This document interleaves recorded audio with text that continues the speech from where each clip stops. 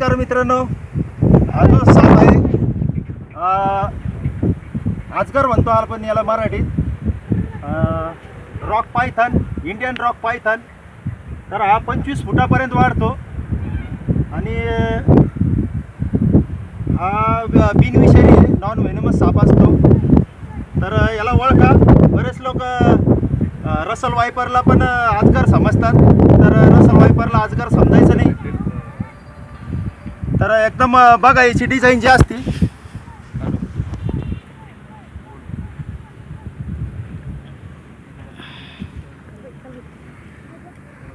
याची जी डिझाईन असते ती अशी असते.